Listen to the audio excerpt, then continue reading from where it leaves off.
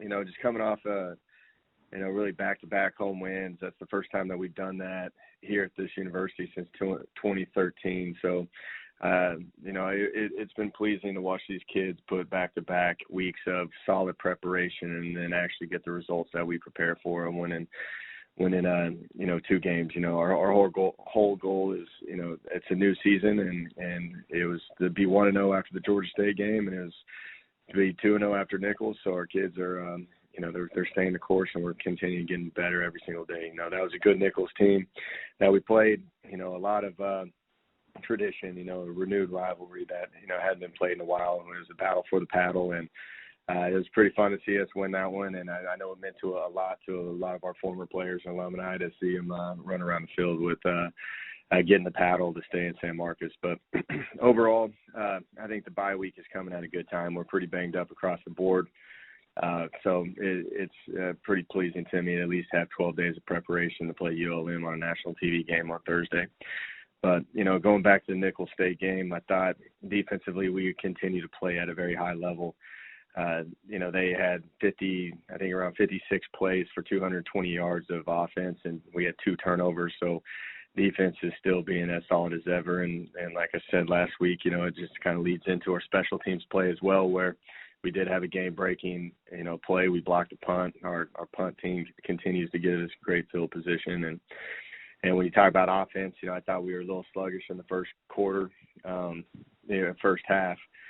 Came out in the second half and responded pretty well and ended up rattling off 21 points in the second half. But we got to continue to find a rhythm offensively and continue to work through it. But, like I said, we are banged up a little bit, which is a great week of recovery. But we still got to stay the course, and we still got to keep getting better as a team because we still got a long ways to go. And you look at the Sun Belt and where everybody's at, there's going to be a lot of wars ahead of us and a lot of close games. So we need to get as healthy as possible and continue to get better as a team. Questions? All right, thank you. Thank you, Coach. Our first questions come from Whitney Hayworth with the Sunbelt Digital Network. Please go ahead, Whitney. Coach, you mentioned how important it was to go into that Georgia State game, get a win, then go into Nichols, become 2-0 in the quote-unquote new season. How important was it to see that your team did not get complacent in the game against Nichols? Yeah, I think this team is now figuring out how to prepare. And I think they're preparing the right way.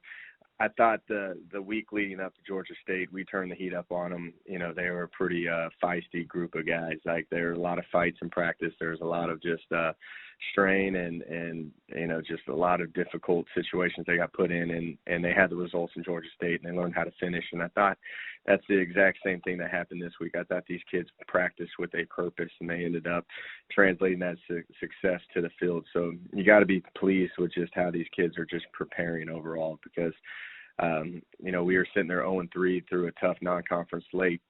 And then you go out there and say we have a new season, and, it's pretty funny to watch these kids going around because we're confusing the entire fan base because everybody's saying that we're 2-0 right now and they're kind of looking at us like we're a little crazy. But I thought that was the proper message for us, that we've got the non-conference over.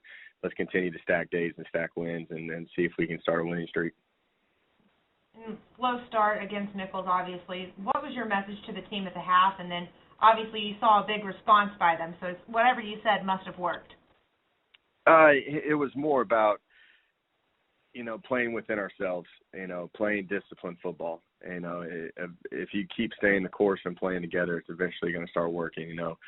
I just told them we were close. We're a little off here and there, and that if we just keep the focus that we need and play sound assignment football and disciplined football, we're going to come out on top. And, Nichols has been really good throughout the course of this year. They've scored 43 points in the third quarter to allowing 0, and we came out and scored 14 and held in to none.